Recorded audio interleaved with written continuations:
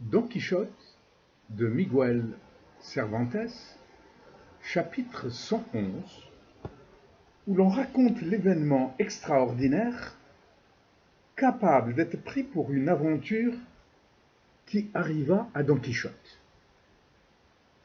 Don Quichotte et Sancho trouvèrent un remède à la poussière et à la lassitude qui leur était restée de l'incivilité des taureaux.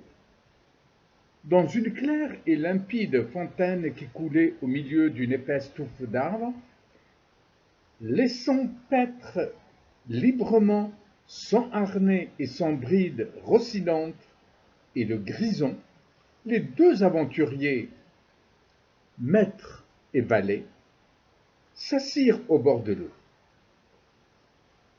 Don Quichotte se rinça la bouche, se lava la figure, et rendit par cette ablution quelque énergie à ses esprits abattus.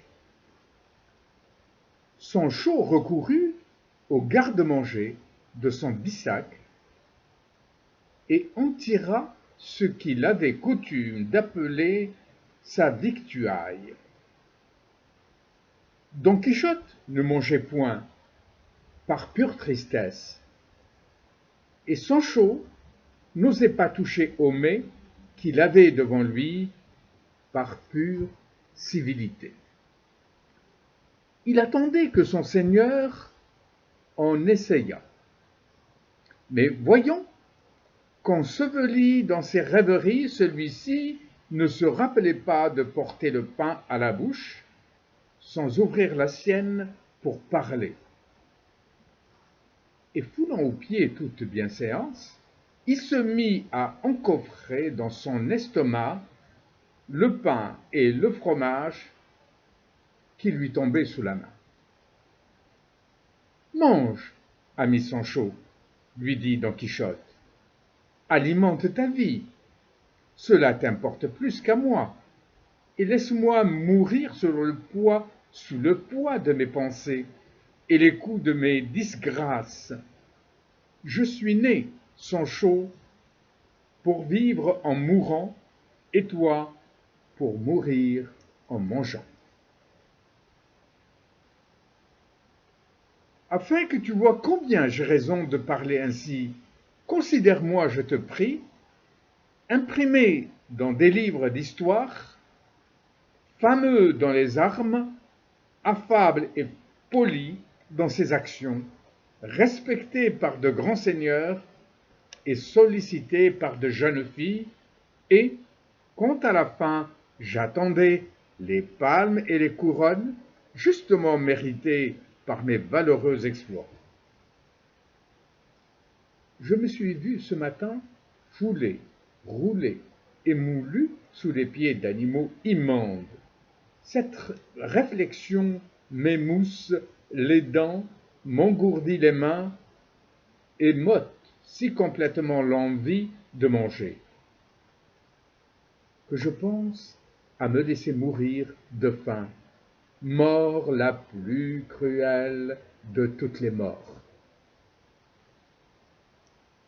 De toute manière, répondit Sancho, sans cesser de mâcher en toute hâte, votre grâce n'est pas de l'avis du proverbe qui dit « Meurt la poule, pourvu qu'elle meure saoule ».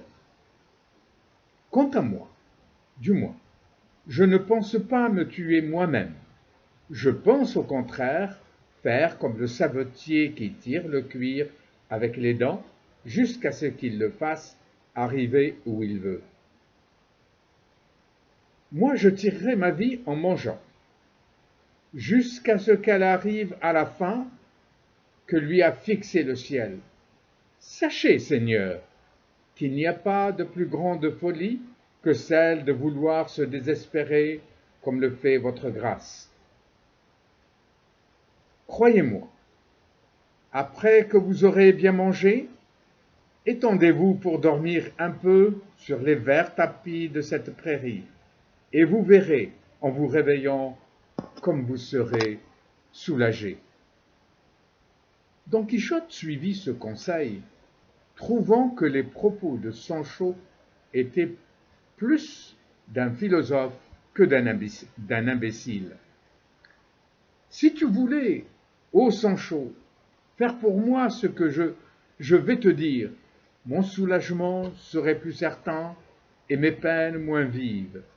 Ce serait, pendant que je dormirais, pour te complaire, de t'écarter un peu d'ici et avec les rênes de Rocinante, mettant ta peau en l'air, de t'administrer 300 ou 400 coups de fouet à compte et à valoir sur les 3000 et tant que tu dois te donner pour le désenchantement de cette pauvre Dulcinée. Car, en vérité, c'est une honte que cette pauvre dame reste enchantée par ta négligence et ta tiédeur. À cela, il y a bien à dire, répondit Sancho. Dormons tous deux à cette heure, et Dieu dit ensuite ce qui sera. Sachez, Seigneur, que se fouetter ainsi de son froid, c'est une rude chose, surtout quand les coups doivent tomber sur un corps mal nourri et plus mal repu. Que madame Dulcinée prenne patience. Un beau jour, quand elle y pensera, le moins, elle me verra percer de coups comme un crible, et jusqu'à la mort, tout est vie. Je veux dire que j'ai la mienne encore, aussi bien que l'envie d'accomplir ce que j'ai promis. Après l'avoir remercié de sa bonne intention, Don Quichotte mangea un peu et Sancho beaucoup. Puis tous deux se couchèrent et s'endormirent, laissant les deux perpétuels amis et camarades, Rocinante et le Grison, paître à leur fantaisie. L'herbe abondante dans les prés était pleine. Les dormeurs s'éveillèrent un peu tard, ils remontèrent à cheval et continuèrent leur route en se donnant hâte pour arriver à une hôtellerie qu'on apercevait à une lieue plus loin. Je dis une hôtellerie, car ce fut ainsi que Don Quichotte l'appela, contre l'usage qu'il avait d'appeler toutes les hôtelleries châteaux. Ils y arrivèrent enfin et demandèrent à l'hôtelier s'il y avait un gîte pour eux. On leur répondit que oui, avec toute la commodité et toutes les aisances qu'ils pourraient trouver à Saragosse. Tous deux mirent pied à terre et Sancho porta ses bagages dans une chambre dont l'hôte lui donna la clé. Il conduisit les bêtes à l'écurie, leur jeta la ration dans la mangeoire et, rendant grâce au ciel de ce que son maître n'avait pas pris cette hôtellerie pour un château, il revient voir ce que lui commanderait Don Quichotte, qui s'était assis sur un banc. L'heure du souper venue, ils se retirèrent dans leur chambre et Sancho demanda à l'hôte ce qu'il avait à leur donner.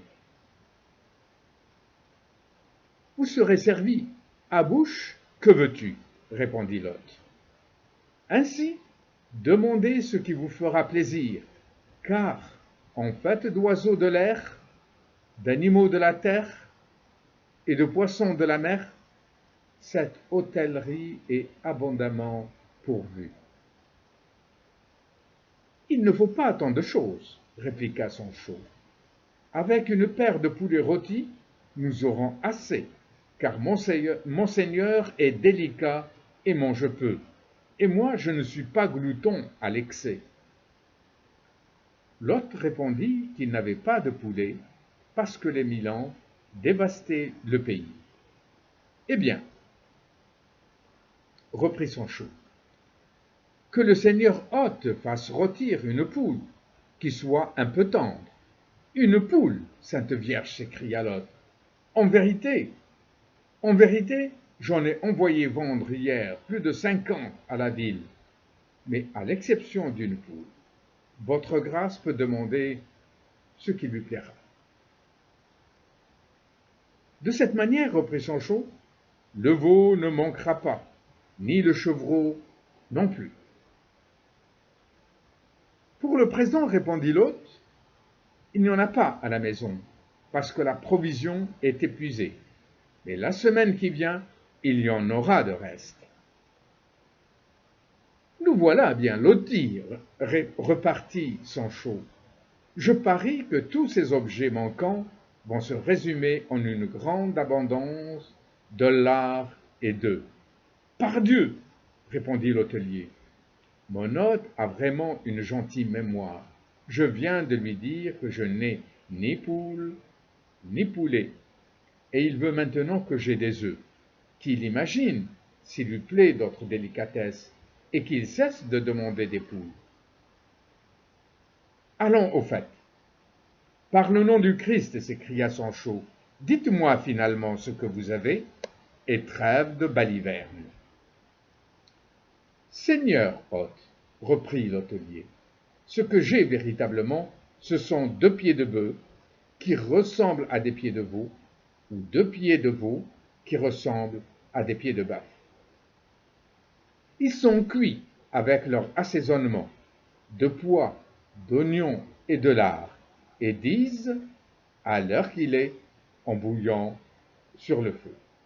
Mange-moi, mange-moi. D'ici, je les marque pour miens, s'écria Sancho, et que personne n'y touche. Je les paierai mieux qu'un autre, car je ne pouvais rien rencontrer qui fût plus de mon goût. Et peu m'importe qu'il soit de bœuf ou de veau, pourvu que ce soit des pieds. Personne n'y touchera, répondit l'hôtelier, car d'autres hôtes que j'ai à la maison sont assez gens de qualité pour mener avec eux cuisiniers, officiers et provisions de bouche.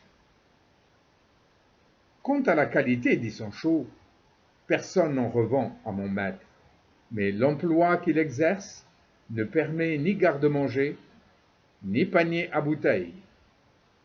Nous nous étendons par là, au milieu d'un pré, et nous mangeons à notre sou des glands et des nefs. Tel fut l'entretien qu'eut Sancho avec l'hôtelier, et qu'il cessa là, sans vouloir lui répondre, car l'autre avait déjà demandé quel était l'emploi et la profession de son maître.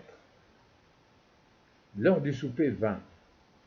Don Quichotte regagna sa chambre, l'hôte apporta la fricassée comme elle se trouvait, et le chevalier se mit à table.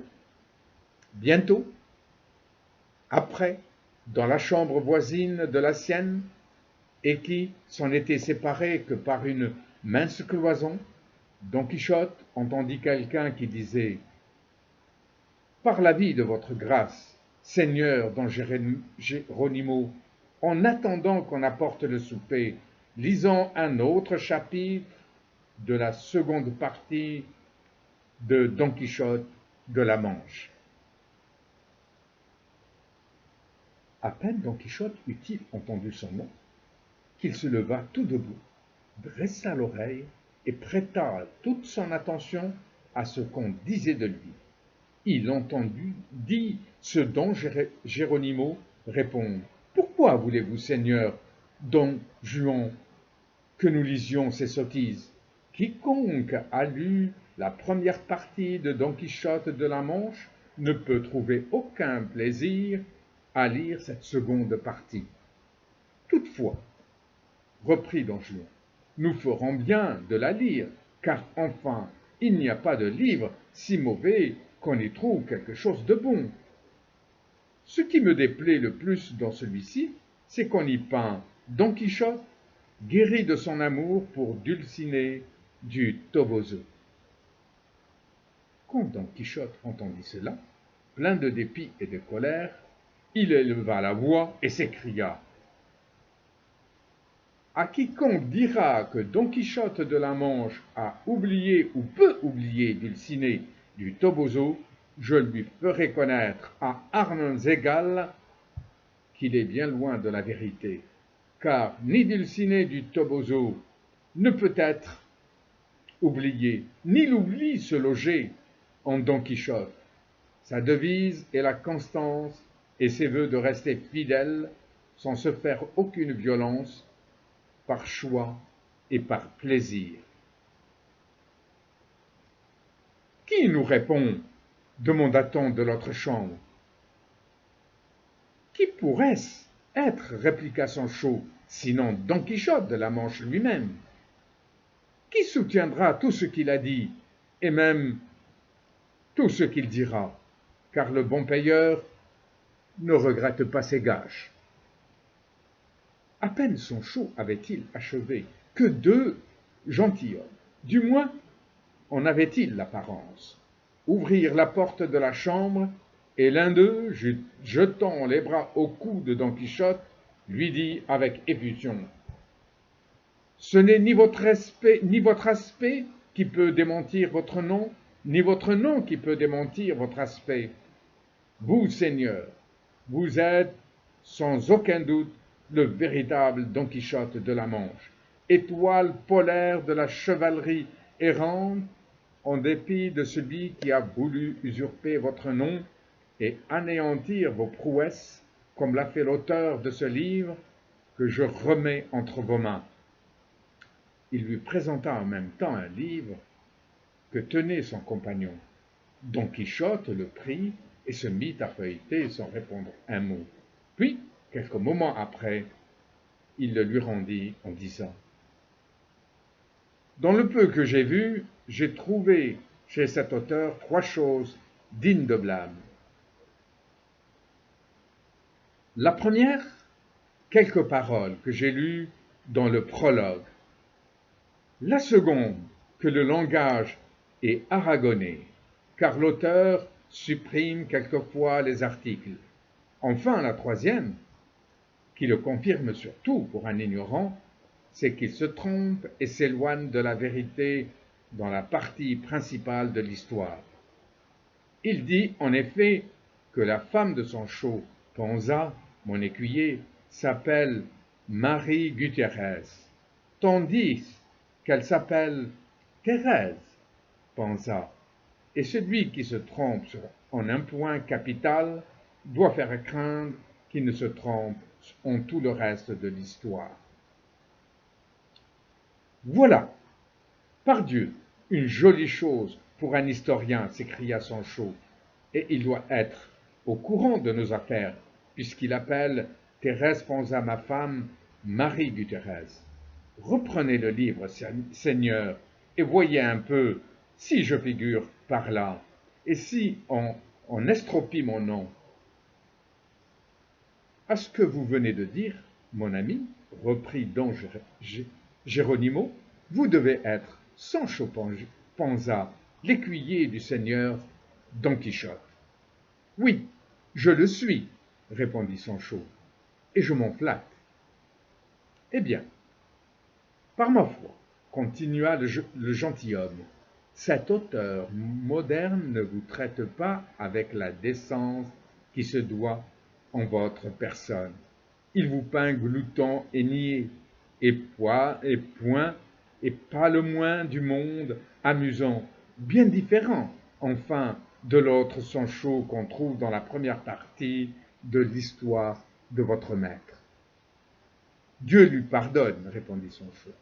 Il aurait mieux fait de me laisser dans mon coin sans se souvenir de moi, car pour mener la danse, faut savoir jouer du violon, et ce n'est qu'à Rome que Saint-Pierre est bien. Les deux gentilshommes invitèrent Don Quichotte à passer dans leur chambre pour souper avec eux, sachant bien, dirent-ils, qu'il n'y avait rien dans cette hôtellerie de convenable pour sa personne. Don Quichotte, qui fut toujours affable et poli, se rendit à leurs insistances et soupa avec eux. Sancho resta maître de la marmite en toute propriété. Il prit le haut bout de la table et l'hôtelier s'assit auprès de lui, car il n'était pas moins que Sancho, amoureux de ses pieds de bœuf. Pendant le souper, Don Juan demanda à Don Quichotte quelles nouvelles il avait de madame Dulcinée du Toboso. Si elle s'était mariée, si elle était accouchée ou enceinte, ou bien si, gardant ses vœux de chasteté, elle se souvenait des amoureuses pensées du seigneur Don Quichotte. Dulcinée, répondit Don Quichotte, est encore pure et sans tache, et mon cœur plus constant que jamais, notre correspondance, nulle comme d'habitude, sa beauté, changée en la laideur d'une ville paysanne. Puis il leur conta, de point en point, l'enchantement de Dulcinée, ses aventures dans la caverne de Montesinos et la recette que lui avait donnée le sage Merlin pour désenchanter sa dame, laquelle n'était autre que la flagellation de Sancho. Ce fut avec un plaisir extrême que les gentilshommes entendirent conter de la bouche même de Don Quichotte les étranges événements de son histoire. Ils restèrent aussi étonnés que ses extravagances que de la manière élégante avec laquelle il les racontait. Tantôt il les tenait pour spirituels et sensés, tantôt il le voyait glisser et tomber dans le radotage et ne savait enfin quelle place lui donner entre la sagesse et la folie. Sancho acheva de souper et, laissant l'hôtelier battre les murailles, il passa dans la chambre de son maître, où il dit en entrant: Qu'on me pende, Seigneur, si l'auteur de ce livre, quand vos grâces a envie que nous restions longtemps cousins. Je voudrais du moins, puisqu'il m'appelle Glouton, à ce que vous dites, qu'il me dispensât de m'appeler Ivrogne. C'est précisément le nom qu'il vous donne, répondit Don Geronimo. Je ne me rappelle pas bien de quelle façon, mais je sais que les propos qu'il vous prête sont malséants et en outre menteurs. À ce que je lis dans la physionomie du bon Sancho que voilà. Vos grâces peuvent m'en croire, répondit Sancho. Le Sancho et le Don Quichotte de cette histoire sont d'autres que ceux qui figurent dans celle qu'a composée Cide, Hamlet, Ben, Angélie, et ceux-là sont nous-mêmes, mon maître vaillant, discret et amoureux, moi, simple, plaisant, et pas plus glouton qu'ivrogne. C'est aussi ce que je crois, reprit Don Juan. Et, si cela était possible, il faudrait ordonner que personne n'eût l'audace d'écrire sur les aventures du grand Don Quichotte. Si ce n'est Cide Hamlet, en premier auteur, de la même façon qu'Alexandre, ordonna que personne n'eût l'audace de faire son portrait. Si ce n'est Appel. Mon portrait, le fasse qui voudra, dit Don Quichotte, mais qu'on ne me maltraite pas, car la patience finit par tomber quand on la charge d'injures. Quelle injure peut-on faire au seigneur Don Quichotte, répondit Don Juan, dont il ne puisse aisément se venger, à moins qu'il ne la pare avec le bouclier de sa patience, qui est large et fort, à ce que j'imagine. Ce fut dans ces entretiens et d'autres semblables que se passa une grande partie de la nuit. Et bien que Don Juan et son ami pressassent Don Quichotte de lire un peu plus du livre pour voir quelle gamme il chantait, il ne put l'y décider. Il répondit qu'il tenait le livre pour lui tout entier, qu'il le maintenait pour impertinent d'un bout à l'autre, et qu'il ne voulait pas, si jamais son auteur venait à savoir qu'on le lui eût mis entre les mains, lui donner la joie de croire qu'il en avait fait lecture. D'ailleurs, ajouta-t-il, la pensée même doit se détourner des choses obscènes et ridicules, à plus forte raison les yeux. On lui demande où il avait résolu de diriger sa route. Il répondit qu'il allait à Saragosse pour se trouver aux fêtes appelées Joutes du Harnais, qu'on célèbre chaque année dans cette ville.